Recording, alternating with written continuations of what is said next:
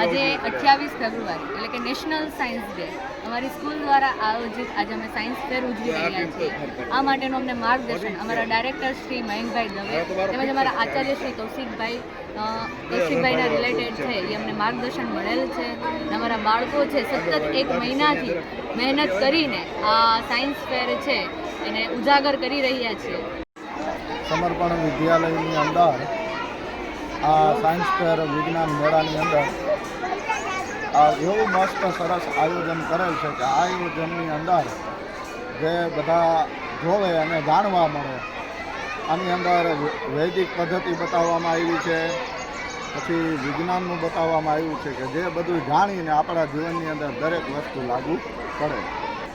આજના દિવસે અમે સાયન્સ દિવસ માટે ઉજવવા માટે અમારા સ્કૂલમાં આ કાર્યક્રમ રાખેલું છે, તેમાં મેં ભાગ લીધું છે।